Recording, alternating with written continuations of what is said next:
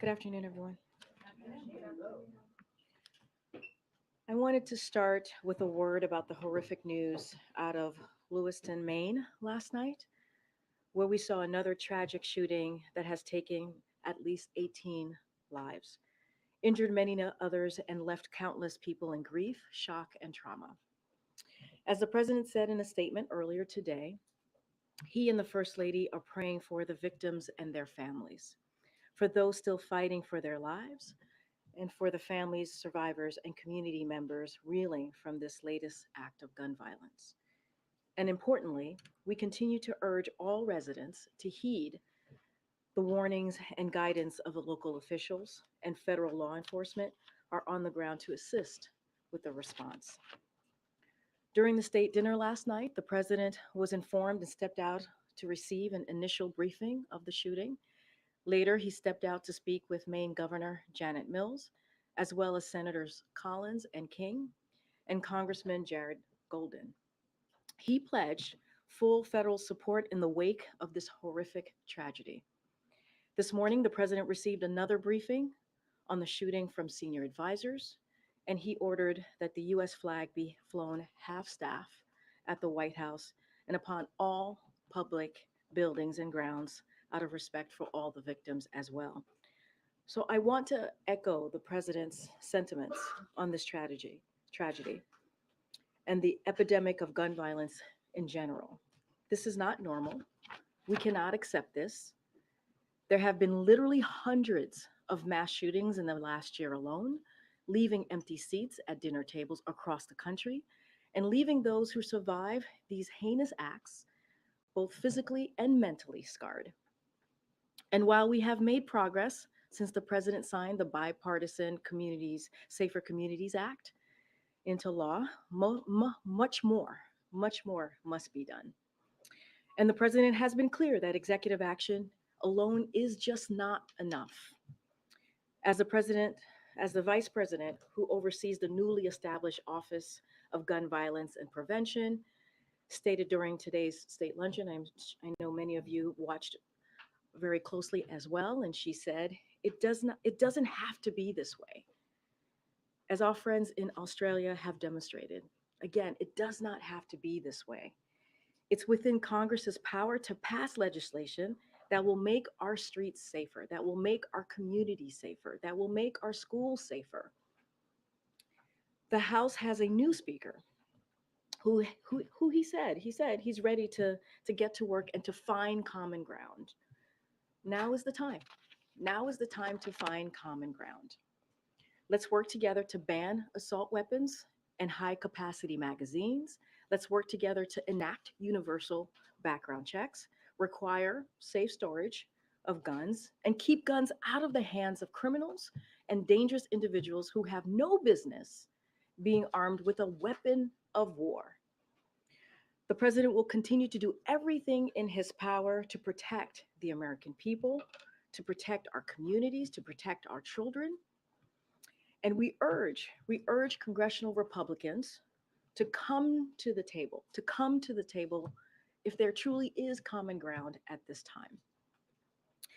With that, as you all know, I am joined today in the briefing room by the Director of National Economic Council, Lael Brainard, to discuss the GDP report that you all saw this morning and any other economic news that's out there. With that, Lael, welcome to the briefing room for the second time.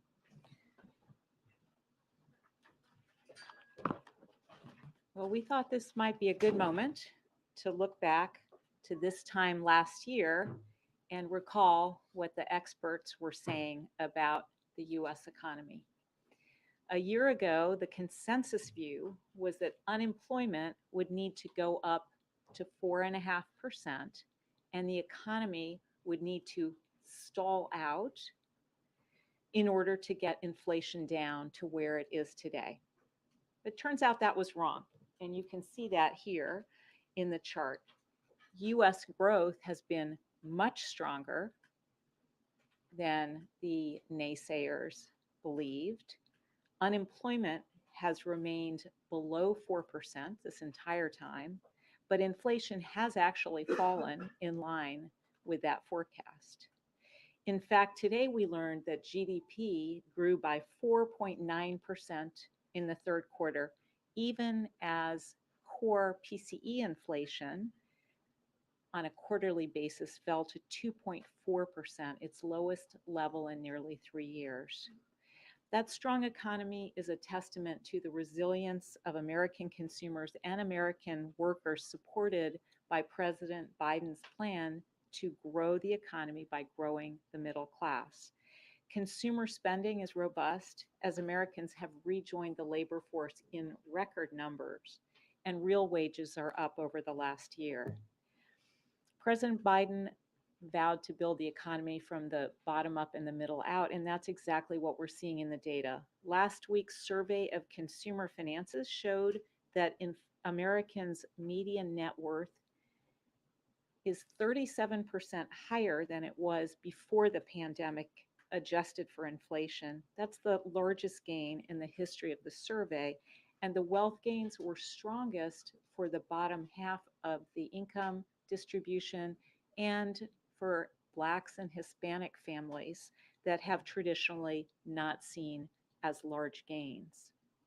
Just yesterday, the UAW and Ford reached a historic tentative agreement that provides a record increase for auto workers and is a testament to the president's strategy to ensure a strong future for auto manufacturing here in America with good union jobs. That's good news for American workers and good news for the future of the US auto industry.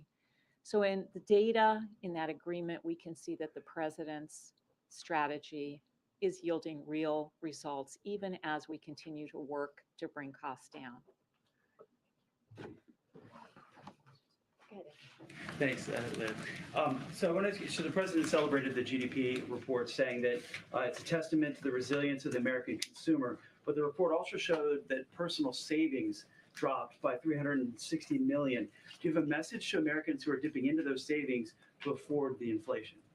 Well, again, as I said, what you are seeing is Americans are back in the labor force in record numbers, much higher participation that was anticipated and higher than pre-pandemic. So they're at work, and that is showing up also in the wealth number. So if you actually look at American households' median wealth in inflation-adjusted terms, it's actually gone up since before the pandemic. So I think the US consumer, US workers, they are absolutely the reason that we're seeing this resilience in the economy, and they are actually seeing increase in their wealth over this period. Well, what about a message to Americans who are dipping into savings to afford their lifestyle? So I think that, again, because net wealth is rising, because real incomes are rising, because Americans are working, that's exactly what we would want to see in the economy. Are you no longer worried about a recession in the near term?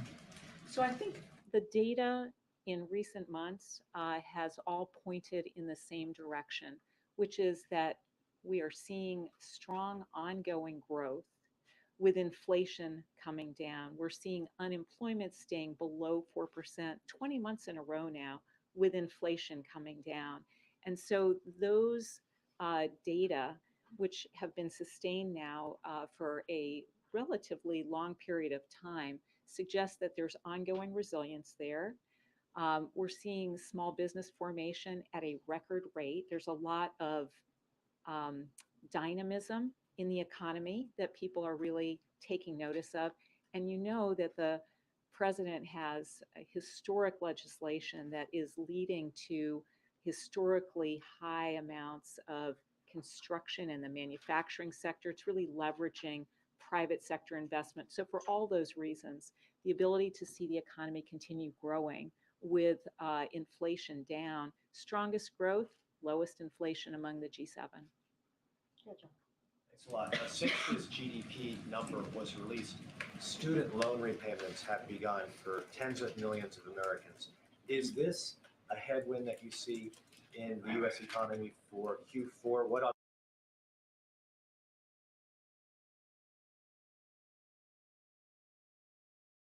Like to see student debt relief go forward.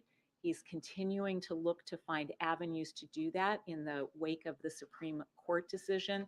We've already announced a number of programs that have led to large and significant relief for a large number of Americans, but he's going to continue working to make sure that the full amount of student debt relief is available over time. And then what other headwinds do you see for the fourth quarter?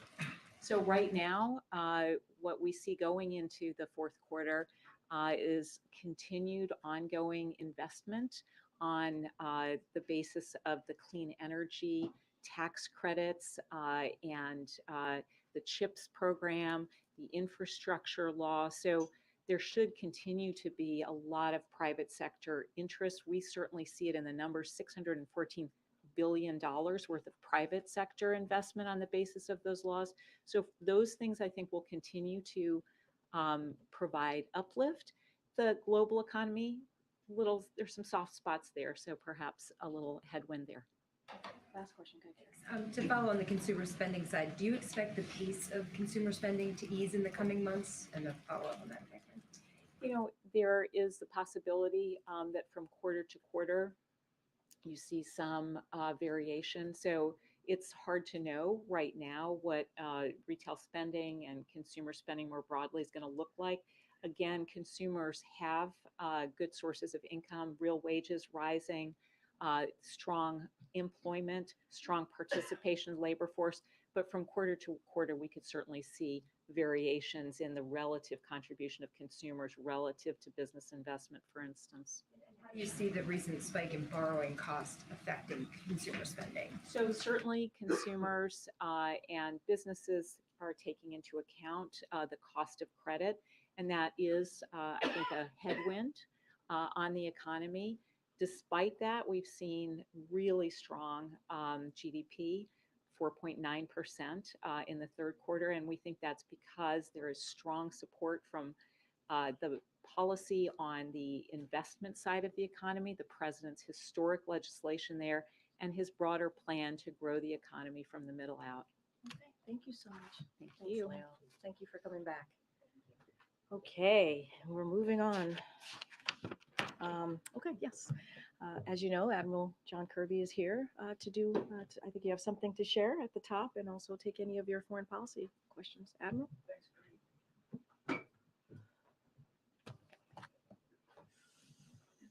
Good afternoon, everybody. Let me start. I've got a couple things I want to get through. Let me start with the Middle East. The president continues to be routinely updated by the national security team on the situation there. Obviously, continuing to support. We are continuing to support Israel's military security assistance continues to flow to them as needed almost on a daily basis. And obviously, we're still laser focused on the humanitarian assistance situation, making sure that more food, water, medicine can get in. Since the 21st of this month, some 74 trucks have now gotten in, 12 over just the last 24 hours. Not enough. More needs to go. And we're working with partners on the ground to see if we can accelerate and increase the flow of humanitarian assistance in. So again, it remains a high focus for him and for the national security team. I do want to, if you'll allow me to, just to take a couple of minutes to update you on the battlefield situation in Ukraine. As we have said publicly, Russia has launched a renewed offensive in eastern Ukraine across multiple lines, including around Avdiivka, Liman, and Kupiansk. Now, I spoke about this in a gaggle recently, but this offensive was not a surprise. We've been watching this build and come. We've warned that President Putin still aims to conquer Ukraine, and we've been working to ensure that Ukraine has the equipment it needs to defend its territory. Just today, you may have noticed, we announced another package of security assistance, which includes air defense capabilities, Javelin anti-tank missiles, more artillery ammunition, and more ammunition for the high mobility artillery rocket system, otherwise known as HIMARS. Thus far, using all these capabilities, the Ukrainians have been able to hold on and hold on the defense against this offensive, successfully repelling Russian tank columns that have been advancing on Avdiivka. Since the 11th of October, Russia has suffered significant losses in this offensive attempt of theirs, including at least 125 armored vehicles around Avdiivka and more than a battalion's worth of equipment. We expect more Russian attacks to come. This is a dynamic conflict, and we need to remember that Russia still maintains some offensive capability and may be able to achieve some tactical gains in the coming months. Now, to pursue that outcome in Avdiivka and elsewhere on the battlefield, Russia continues to show no regard for the lives of its soldiers. We believe they have suffered thousands of casualties in their effort to conduct this offensive, some of them on the orders of their own leaders. We have information that the Russian military has been actually executing soldiers who refuse to follow orders. We also have information that Russian commanders are threatening to execute entire units if they seek to retreat from Ukrainian artillery fire. Russia's mobilized forces remain undertrained, under-equipped, and unprepared for combat. As was the case during their failed winter offensive last year, the Russian military appears to be using what we would call human wave tactics, just throwing masses of these poorly trained soldiers right into the fight. No proper equipment, no leadership, no resourcing, no support. It is unsurprising that Russian forces are suffering from poor morale, given all these conditions. Russia's renewed attempt at an offensive is a sobering reminder that President Putin is not giving up on his aspirations to take all of Ukraine. And as long as Russia continues its brutal assault, we have to continue to support the Ukrainian people in their self-defense, because his intentions are clear. You heard the president talk about this last week. He basically said that if Western weapons to Ukraine stopped, Ukraine would have a week to live. So to ensure that we can continue to do that, it's critical that Congress step up and pass the supplemental request that the president put forward last week, which included a significant amount of resources for Ukraine, for their self-defenses, for their humanitarian and economic needs. It's time now to move forward with that supplemental funding, because time clearly is not on our side or on that of Ukraine going forward. So with that, take some questions. The president yesterday, John, said he has no confidence in the death toll numbers presented by the Palestinians in Gaza. What's he basing that on? How did he reach this conclusion? Well, we all know that the Gazan Ministry of Health is just a front for Hamas. It's run by Hamas, a terrorist organization. I've said it myself up here. We can't take anything coming out of Hamas, including the so-called Ministry of Health, at face value. And secondly, the president's talking more about humanitarian pause and reviving the Israeli-Palestinian peace process. What's prompting this tone shift? So, two thoughts here, Steve. For one, the president has never backed away or never stopped affirming the need for a two-state solution. since coming into office. We've been working on that very hard. And I know it's a lofty goal and it's taken a lot of people a long time to try to get there, and we haven't gotten there. But he's not stopped working towards that goal. And he still believes, as he said yesterday, that when this conflict is over, that still has to be the goal we're driving to, a state for Palestinians that they can live in peace and security and justice. That is a strategic long-term goal. In a tactical sense, as Secretary Blinken said, we do think that there should be consideration made right now for humanitarian pauses. These are localized, temporary, specific pauses on the battlefield so that humanitarian assistance can get in to people that need it, or the people can get out of that area in relative safety. That's what a humanitarian pause is, and we think it's an idea worth exploring. Just to follow up on the first thing that Steve asked you quickly about the president's lack of confidence in the numbers that we're getting out of Gaza right now. As you noted, the Gaza Health Ministry is run by Hamas. But to be clear, the president and the White House, you don't dispute that thousands of Palestinians, many of them innocent civilians, have been killed by Israeli strikes so far, do you? Of course not. We absolutely know that the death toll continues to rise in Gaza. Of course, we know that. But what we're saying is that we shouldn't rely on numbers put forth by Hamas and the Ministry of Health. So they say it's more than 7,000. Is there any way to assess how many it is? Or I mean, the president said it was a pretty dramatic moment when he said, yeah, we don't have any confidence that. We respect that you can't take Hamas at its word, but it does appear by all independent journalism, including that by a lot of people in the room, that thousands of Palestinians have been killed. We would not dispute that. Okay, then let me ask you if I can very quickly. Is the White House satisfied that Israel, to this point, has obeyed the laws of war, the rules of the war, as the president has indicated? And is Israel, in the White House's view, doing enough to this point to protect innocent lives? Again, we're not going to react in real time to events unfolding on the battlefield and every allegation and every strike. We're just not going to do that. But that means it's not until the war is completed that you guys can have an assessment of whether I didn't say that either. I just said we're not going to react in real time here, Peter. We have been in constant touch with our Israeli counterparts since the very early hours of this conflict to make sure we're asking them the hard questions that we want them to ask themselves, and to reiterate, as the president said yesterday, to reiterate that there is an added burden here on Israel to make sure that they are doing everything they can to minimize civilian casualties, and we're in constant communication with them about that. Thanks, Corinne. John, to follow up on my colleague's questions, does the president have faith in the numbers released by the West Bank Ministry of Health, which is run by Palestinian authorities, that says there's been more than 100 West Bank Palestinians killed by what the president called extremist settlers? I know of no dispute with the rough numbers coming out of there either. We know that there's been quite a bit of violence in the West Bank as well. Obviously, the casualties are nowhere near the numbers that we're seeing coming out of Gaza. Can I just follow up on the meeting between Jake Sullivan and Wang Yi tomorrow? What are the expectations? Will the president join the meeting? What are the key focus? And what kind of role can the U.S. expect from China on the war in Gaza? That wasn't one more question. That was like 7 more questions.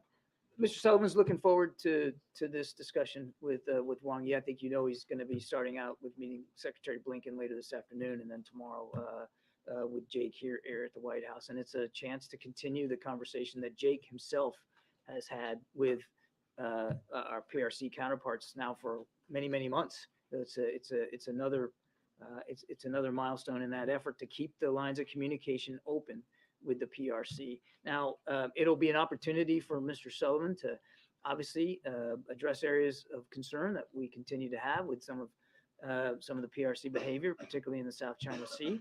But it'll also be an opportunity to explore ways in which we can continue to keep these channels open and to try to get open the military-to-military channel communication, which is still closed. On the Gaza? I'm sorry? China's role in the conflict. I'm sorry. Yeah, I have no doubt that part of this discussion and the agenda will be what's going on in the Middle East and getting the Chinese perspective and certainly looking for ways to encourage them to be helpful. John, the Florida governor says that the state is sending weapons and drones to Israel at the request of the consulate in Miami. Have you been coordinating with the Florida government on this? And can states just send weapons and other material to foreign states? I would certainly let the governor speak to what Florida's doing. It is not illegal for the governor of a state to offer a measure of foreign assistance to another country. There are laws and regulations which govern how the export process is handled, and that's all done through commerce. I couldn't speak with authority today about whether the governor is checked all those boxes or not. You really should talk to him and his staff, but it's not illegal for a state governor to do that kind of thing. Just one quick follow-up on all of the questions regarding the death toll coming out of the Hamas-run health ministry in Gaza. Do you have any sense, you acknowledge that thousands have died in Gaza. Do you have any sense of the percentage of those that are Hamas militants versus civilians? I do not.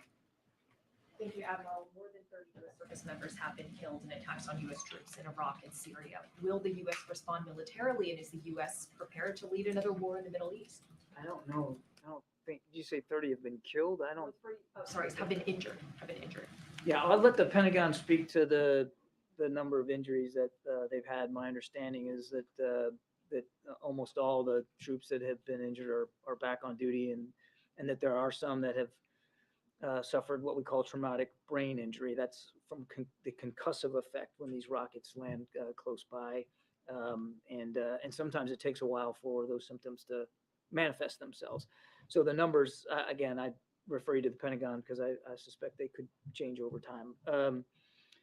As the president said yesterday, we've got troops in Iraq and Syria that are there on a very important mission, going after ISIS. Still viable mission, because it's still a group that poses a threat.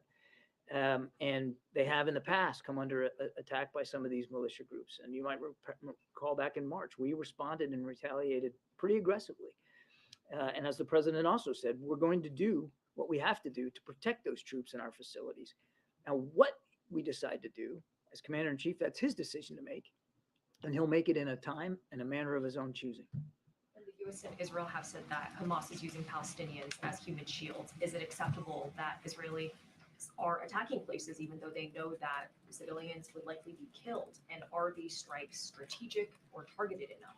I will let the Israeli Defense Forces speak to their operations and their targeting procedures. We're not involved in that. They have a right and a responsibility to go after Hamas after what happened on October 7th. And we've said, as I just mentioned to Peter, we've obviously had conversations with them about, and the president said yesterday, the need to be careful about causing civilian casualties and to be targeting Hamas leaders in a way that minimizes risk to civilians and to collateral damage.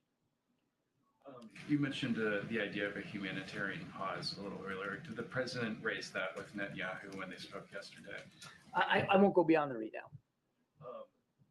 When we talk about a humanitarian pause, can you fill out a little bit more of what the U.S.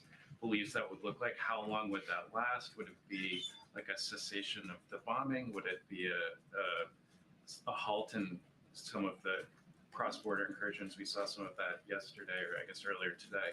Would it be just halt in the cross-border incursions? The Israelis sent tanks over the border very briefly yesterday. So would it be a halt in that, a halt in the bombing? What exactly would it look like, and how long would it last? Not going to be a satisfying answer to you, but the answer is it depends. A humanitarian pause is by definition, like I said, a temporary and local agreement to stop the fighting long enough to do some discrete task. In this case, it would be to get humanitarian assistance in and or to allow people to get out, because Hamas is not, they're not encouraging and in some cases not allowing people to leave their homes. So it could be, I mean, Kevin, it could be a matter of hours, it could be a matter of days. I mean, it is by definition of short duration and of geographically sort of a localized area. Now, it could also be more than one spot, right? I mean, that's what I mean. It depends. But we think it's a valuable idea that's worth looking at to help alleviate the humanitarian suffering in Gaza. And did you have any response or reaction to senior leaders of Hamas visiting Moscow today? I can't speak for their travel habits or their conversations with the Russians.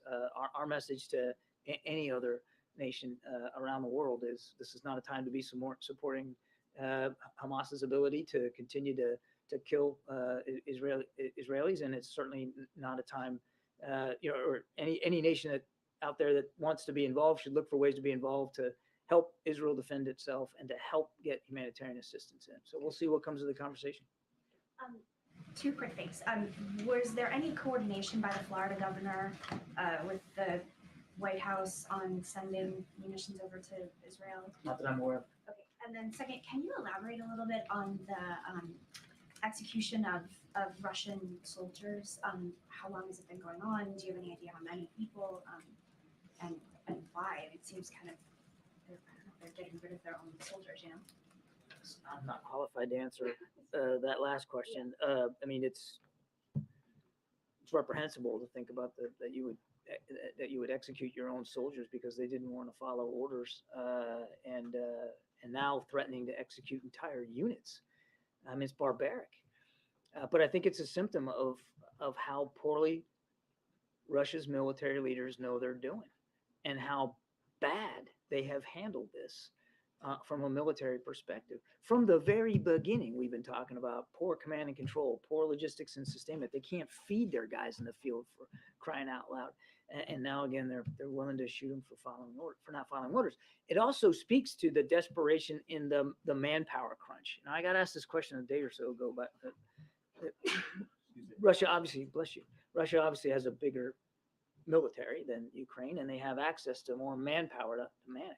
But they are in such desperate need to make some kind of progress, particularly in the Donbass, the Donetsk area, that they are literally throwing young men into the fight who haven't been properly trained, haven't been properly equipped, and certainly are not being properly led. Thank you, Karine. John, the president said that if Iran or its proxies attacked U.S. troops, that we would respond. So what is he waiting for exactly? He did say that. Where's the response? He said that. And he said that we will. Repeating the warning is the response? Jack, come on now. It's not a question. I'm not going to telegraph punches here from the podium. We have responded and retaliated in the past quite aggressively, in fact, back in March. And as the president said, we will not hesitate to protect our troops and our facilities, but we're going to do it at a time of our choosing, in a manner of our choosing. And the decision to do it, if we do it, is his as commander-in-chief and his alone. He said that he issued a warning to the Ayatollah, this warning he talked about yesterday. How was that warning delivered? I'm not going to get into that. Can you say if there was a phone call or if there was a third party? Was there a message that was relayed after U.S. troops were injured? There was a direct message relayed. That's as far as I'm going to go. And then why were the injuries not disclosed until Tuesday? I'd have to refer you to the Pentagon on that. And can you also say why the U.S. approved a visa for Iran's foreign minister who's in New York this week? The Wall Street Journal reported that he partook in at least 2 planning meetings in Lebanon with Hezbollah, the Islamic Jihad, and Hamas leading up to the October 7th attack. Secretary General called a meeting at the foreign ministerial level. He's the foreign minister of Iran. We are the host of the UN. We take that responsibility seriously. Do we particularly like the fact that he's on U.S. soil? No. But unlike a lot of other countries around the world, we take those responsibilities, those rules seriously. And so we allowed him to come in to attend these meetings. And we hope, quite frankly, we're certainly going to take advantage of the opportunity. We hope others at the UN take advantage of the opportunity to ask tough questions of him and what his country's doing to support these militia groups and what his country's doing to support Hamas and Hezbollah. This is an opportunity for world leaders up there in New York to make their perspectives and their concerns known directly to the Iranian foreign minister. There's a Pentagon official, Ariane Tabatabai, I believe I'm saying her last name correctly. She was alleged to be involved in an Iranian government influence operation. There was some discussion about whether she should keep her security clearance. She did. But she's now the chief of staff for the office that's overseeing hostage negotiations. Is it appropriate for someone with these connections to the Iranian regime to be overseeing rescue operations for Americans that are being held by Iran-backed proxies? I'd have to refer you to the Defense Department to speak to that, Jackie. Go ahead, Jenny. Hey, Kirby, thanks. Back on the Wang Yi meeting, you said that you would encourage China to be helpful in the Middle East. Can you elaborate on what you would like to see out of it? Do you want them to condemn Hamas? Do you want them to use their influence with Tehran behind the scenes? And then separately, you have also called out Beijing in the past for providing support for Putin's war effort in Ukraine. What's your current assessment on whether that support is ongoing, whether that's reaching the level of a red line? You sort of didn't want to get into it, but it was non-lethal aid that was provided a couple of months ago. So where does that stand now? Obviously, Putin went to China a couple of weeks ago, so their alliance seems to be strong. We still haven't seen any indication that China is willing to provide lethal capabilities to the Russian military. We just haven't seen that. And as for them being helpful, they are able to have conversations in some places like Tehran that we aren't. So we'll see what Mr. What Wang Yi says when he gets here tomorrow or this afternoon. But there's if I think it would be irresponsible if we didn't try to explore this issue with them and see what their thoughts and perspectives are. Thanks, John.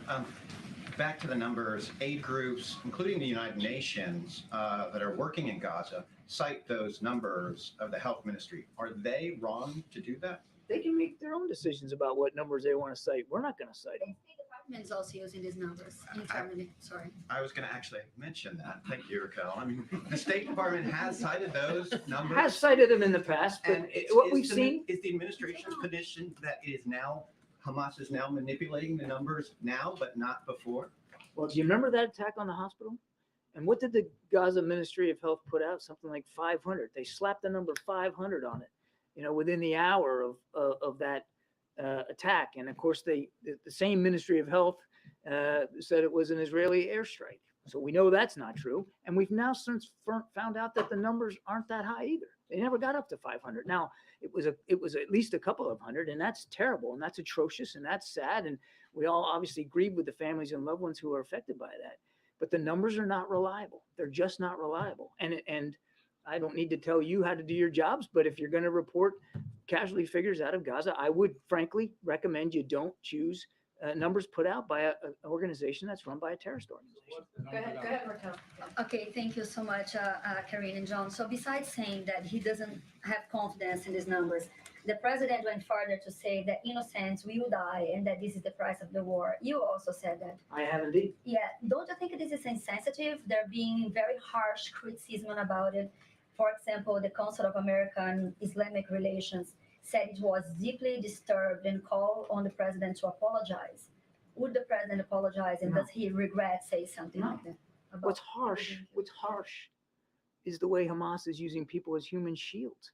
What's harsh is taking a couple of hundred hostages and leaving families anxious, waiting and worrying to figure out where their loved ones are. What's harsh is dropping in on a music festival and slaughtering a bunch of young people just trying to enjoy an afternoon. I could go on and on. That's what's harsh. That is what's harsh. And being honest about the fact that there have been civilian casualties and that there likely will be more is being honest, because that's what war is. It's brutal, it's ugly, it's messy. I've said that before. President also said that yesterday. Doesn't mean we have to like it. And it doesn't mean that we're dismissing any one of those casualties. Each and every one is a tragedy in its own right. And each and every one we should try to prevent. And that is why we're in close contact with our Israeli counterparts to do everything we can to help them minimize the risk to civilians that are in harm's way.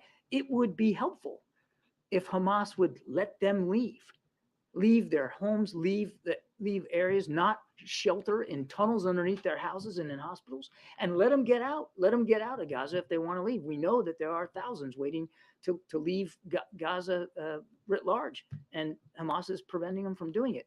That is what is harsh. Another question, if I may, because Israel has a dispute now with the UN Secretary General. I would like to know what is the White House position on that, because also he's revoking visas from UN representatives in the middle of the war. So what is the position of this administration on I'm sorry, Israeli? can you repeat the first part of that? I missed it. Yeah, Israel dispute with Guterres, with UN General Secretary. What is the Oh, you mean his position? comments? Yes, exactly. And then he's revoking visa right now from UN representative in a time of war. What do you think about that? Yeah, we'll let the Secretary General speak for himself and speak for his words. I think President Biden has spoken repeatedly and consistently about where we are, including yesterday out there in the Rose Garden, and I'd leave it at that. Can you be any more specific about how soon U.S. funding for Israel might lapse if Congress doesn't take action? I know you said it's difficult to estimate, but are we talking days, weeks, months? It's difficult to know because it's driven by the pace of operations and the security assistance that's flowing and their expenditure rate. I'd say the same thing about Ukraine. I just know that time's not on our side. The runway's getting shorter with every passing week. We need that supplemental funding. Just briefly, as you know, my colleague Evan Gershkovich turned 32 in prison today.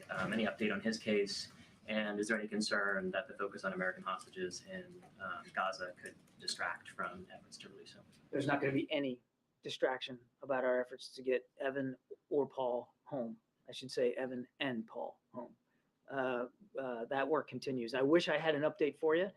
I don't, except to say that the team has not stopped working on both of them and trying to get them out. But we just don't have a negotiation to speak to and no progress to make. But it is very much an active effort. And again, our thoughts continue to be with both families. Admiral, as you know, Al Jazeera journalist Wael Dahdouh was found and was killed by an Israeli airstrike yesterday. His family was told to take refuge at a camp where they'd be safe, and it happened while our bureau chief was reporting live on air.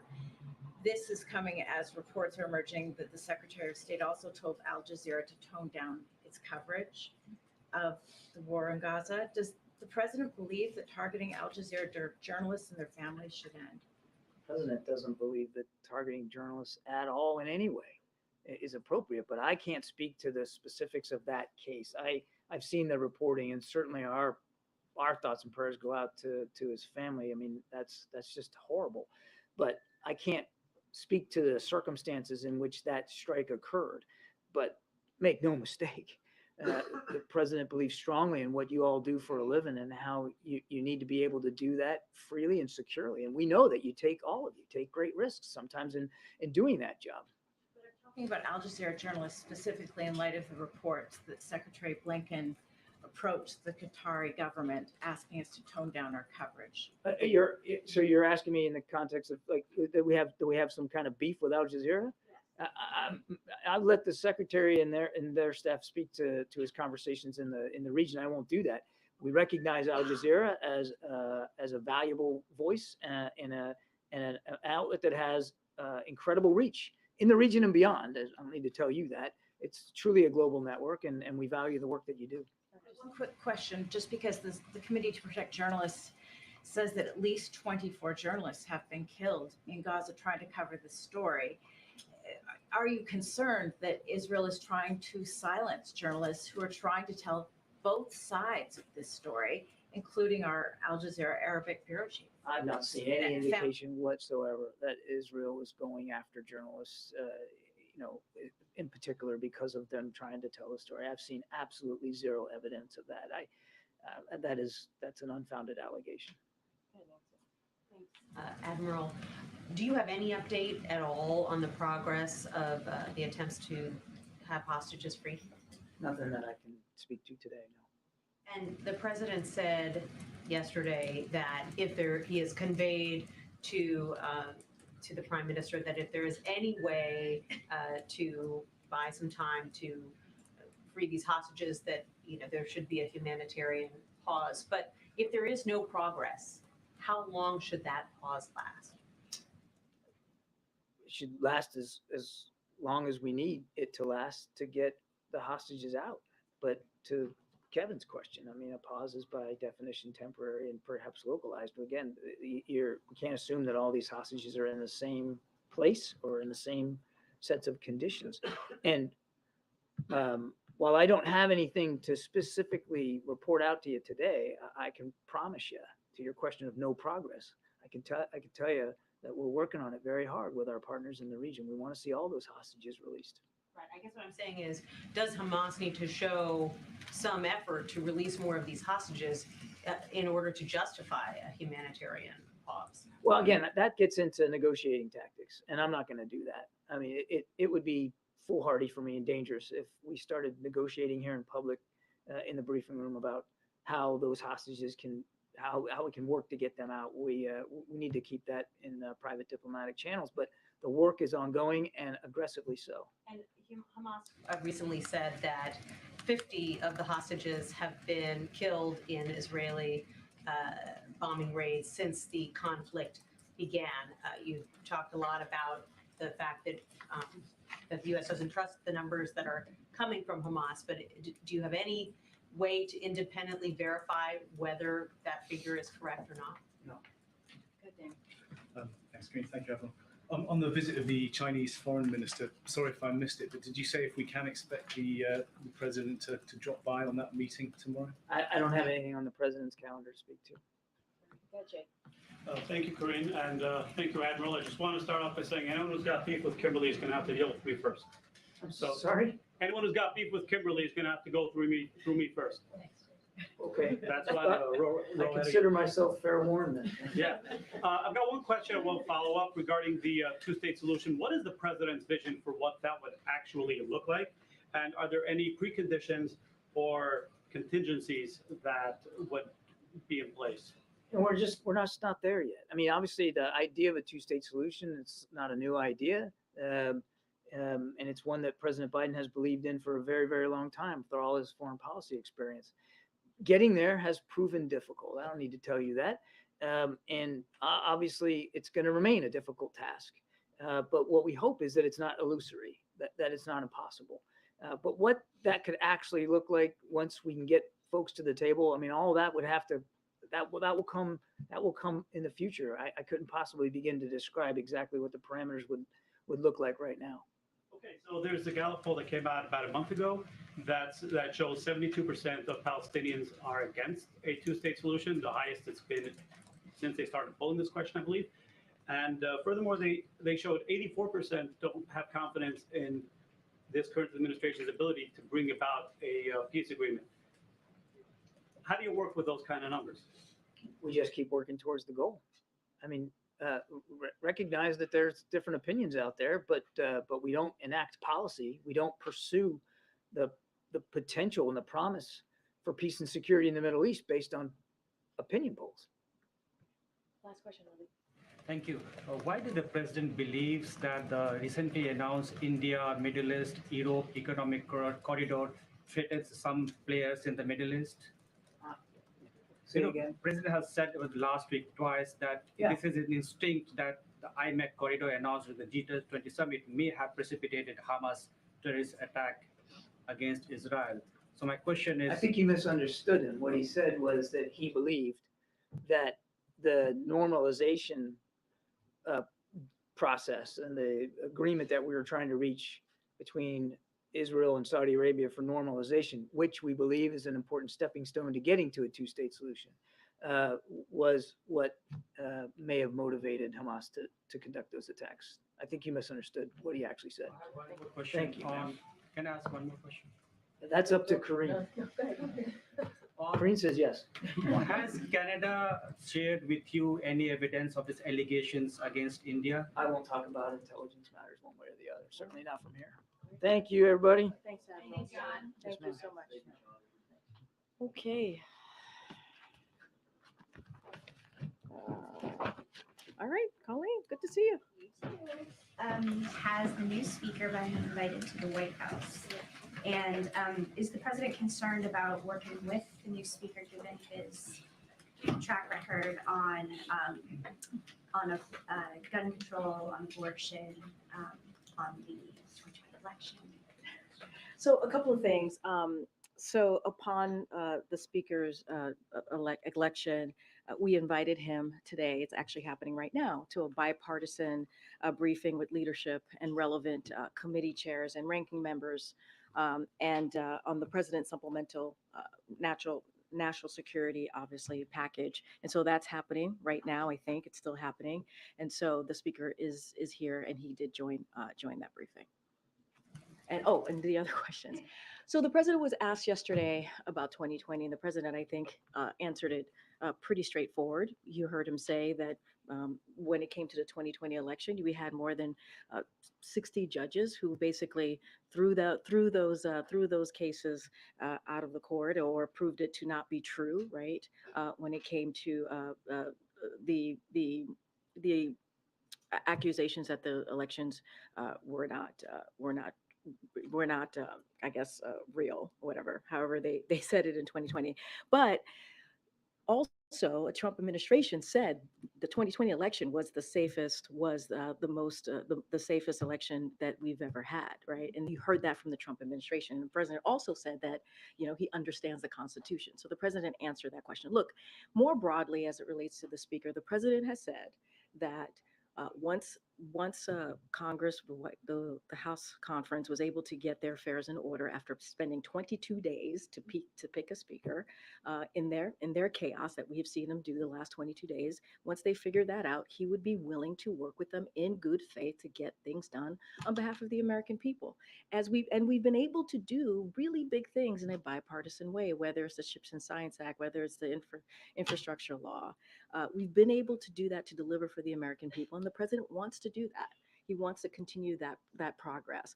And let's not forget, in the midterms, the American people were very clear. They want to continue to see that type of bipartisanship. They want us to continue to grow the economy, and so that's the president's focus. He's willing to do that. He's willing to take up the speaker's words on working on common ground to make that happen. Is the president confident the House, since it's in order again, can get the supplemental taken care of before the? So a couple of things there. As we know, we've heard from many Republicans even on the supplemental, especially the national security supplemental, and how we've seen bipartisan support. And so that's really important. And I have a couple of folks that I want to actually read out. Leader McConnell said our national security priorities from Russia to Hamas to China are all connected, and this requires a worldwide approach. Senate Armed Services Ranking Member Roger Wicker said he absolutely supports linking Ukraine and Israel aid, and that a solid majority in the House and Senate could too. Senate Appropriations Vice Chair Susan Collins said each of these four elements are critical. So we have seen a strong bipartisan support for the national security supplemental. Obviously that includes Ukraine and Israel. And so there is no reason we should not be able to move forward to get that done. Big screen. Sorry. Behind me. Sorry. Big screen. So Speaker Johnson's voting record shows that he is strongly opposed to gun safety legislation. Even when Democrats controlled Congress, they could not pass the universal background checks or the assault weapons ban. So what realistically can get done with this speaker? How can a deal around the speaker? Look, I hear the question. I mean, look what just happened last night. Look what happened. In Maine, in a small community, I think about 30,000 people, and clearly, the gunman is still at large.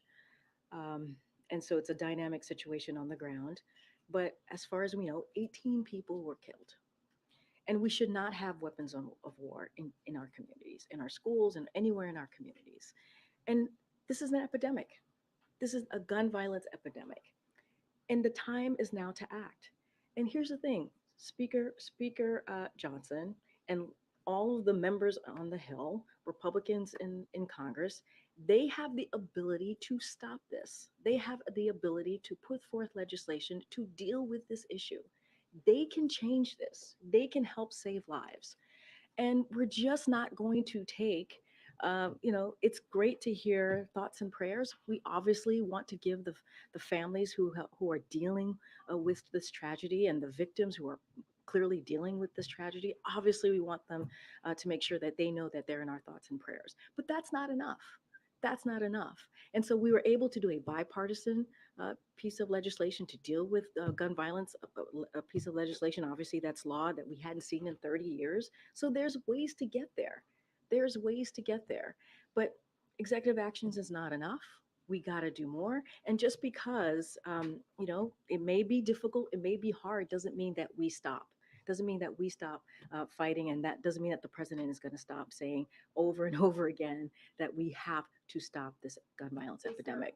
Is there other executive action that the president plans I to don't sign? have I don't have anything to read out at this time. We don't have anything to read out at this time. As you know, there is a Office to Prevent Gun Violence, which is a historic office, which the president is very proud of. That's being led, as I said at the top, by the vice president, who's part of that. Leading the efforts of that office. But look, we have to continue to do the work. We have to continue to do the work, and that has to be done legislatively. We can't just continue to do executive actions. As you know, the president has done more than 24 of them, signed 24 of them, but we need to do more. We need to sign legislation into law. We need to build on the bipartisan action that was taken last year. Go ahead, Kevin. Just to clarify, is the speaker meeting the president today? I or don't is have just with staff? I don't have anything to read out on the president on a visit with the president. What I can say is that the speaker is indeed here. He was, when I walked out, getting a briefing with other members of Congress on obviously the national security supplemental funding package, which we believe is an important package to move forward and has strong bipartisan support. And was yesterday the first time that President Biden has ever spoken to Mike Johnson? Or So- do they have any relationship? So I don't have any engagement to list out. I can say that when there was the congressional picnic, Congressman Johnson was here, and then I believe there was an event, an LSU event here not too long ago that the president shouted out. Then obviously Congressman Johnson, because he had attended. I just don't have any other specific engagement to go. And the gun violence prevention office that you just mentioned, are you able to give us any sort of brief? I know it's been in place for a little while now. What exactly has it been doing? Like, what are the meetings like? Are they talking about executive actions? Are they talking about potential new legislation? Are they soliciting recommendations? What exactly has it been up So to? one thing that I can say is Greg Jackson, who's one of the deputies of the office, he convened as it relates to what happened, the horrific actions of last night. He convened federal agencies. He did that this morning to discuss federal resources already deployed and ensure readiness to meet any additional community needs as people of Lewiston work through the unimaginable grief that they may be experiencing. So we are in direct contact with folks on the ground there, and that is something that the office certainly is being part of. I don't have any other executive actions. I was just asked about that, but our focus right now is to continue to call on Congress to take action. We need to see legislation.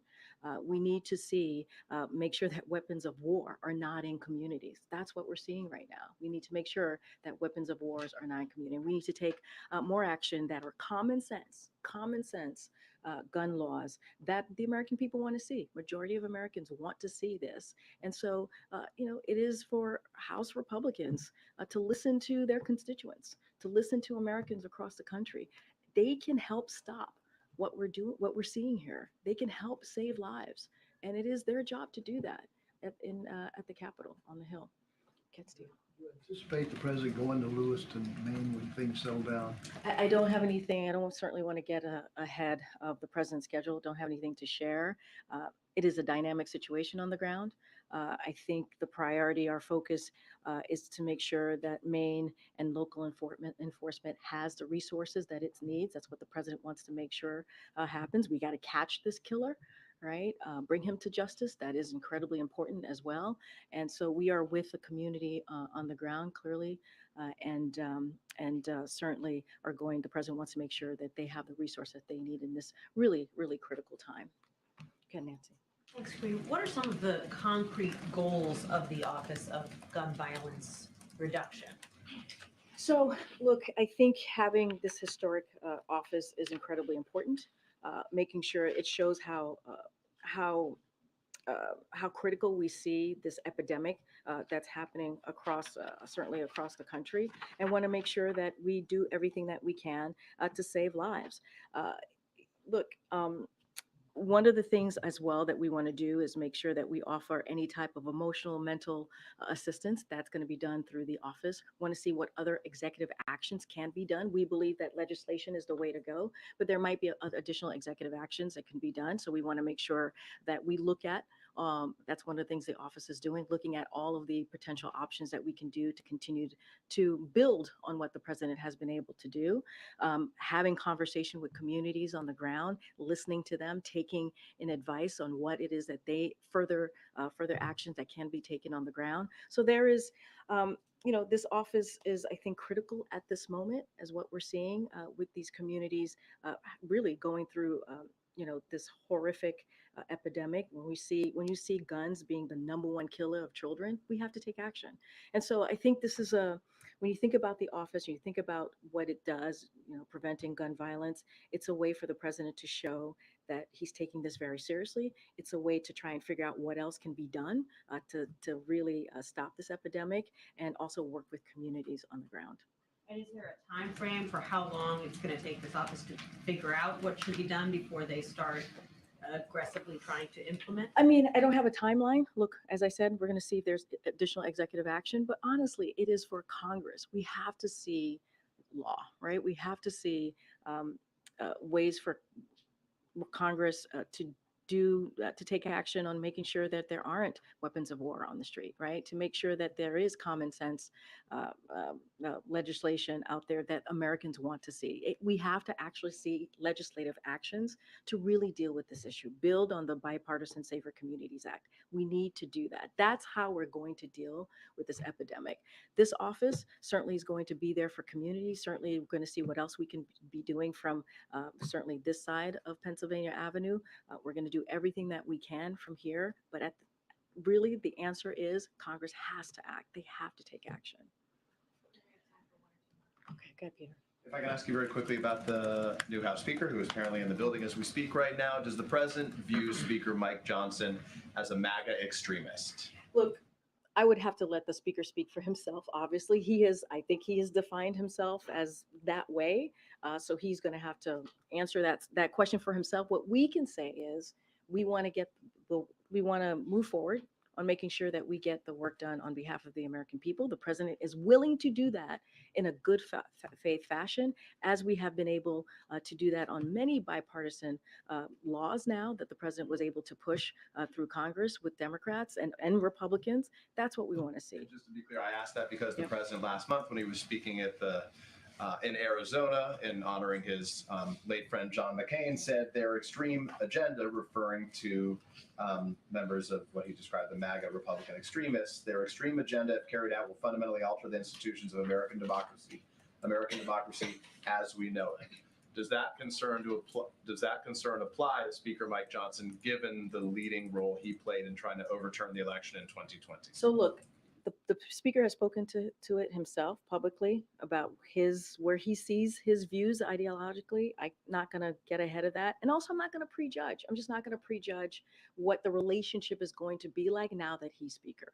I'm just not. So what he did in the past, you're willing to relieve that if he acts in good faith going forward? We want to make sure that the president wants to make sure that we get the business of the American people done. There is so much to get done, which I was just asked about the national security supplemental. We need to get that done, right? We need to make sure in 21 days there is not a shutdown. And that is the job, right, of Congress to make sure that they get that done. Look, there is the moment that we're in right now should not be about partisanship. The American people don't want to see that. They want to see us work in a bipartisan way.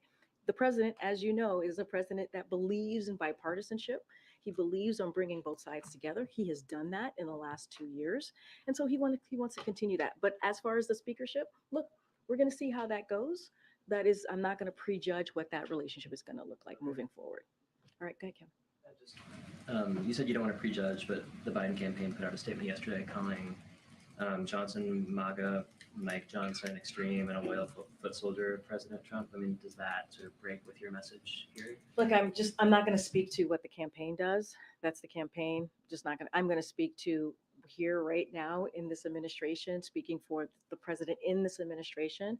And what I can say is the president, and this is something that he has said himself, that he wants to work in good faith with whoever they had chose to be speaker. It happens to be Speaker Johnson, and he wants to deliver for the American people. That is something that the president has said himself over the last couple of weeks as well.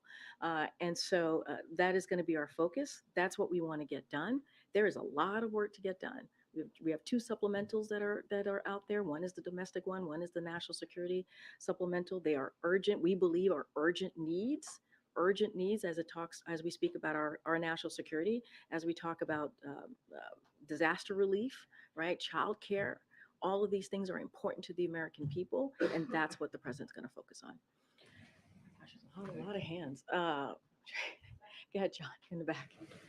As it relates to the new speaker, is keeping the government funded a major test for this new speaker? If there's a government shutdown, do you essentially say, well, it's all the new speaker's fault? How do you view that? I'm not going to get into hypotheticals. We know that we have 21 days to make sure, well, and it's their job, right? We've been very clear. It is their job, Congress, to make sure the government stays open. They have 21 days to do that. Now they have a speaker. Now they have to make sure that we do that continues, that the government stays open, that we don't have our military or federal employees not getting paid on critical programs that are out there that the American people need. That needs to continue. And so we'll see what happens.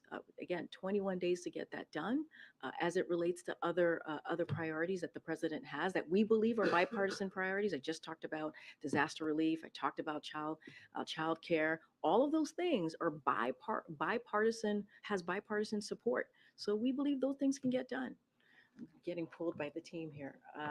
Okay, guys, we'll be back tomorrow. Okay, go ahead. You have the last question. Yeah. Nope, right here. Thank you. Yeah. California Governor Gavin Newsom is currently in China and met with President Xi yesterday. Has the White House coordinated with him at all on this visit, and did the White House sanction this trip? I just don't have anything to speak to on that trip. I would refer you to the State Department and also to the governor's office. I just don't have anything to share on that particular trip. Thank you. See you guys tomorrow.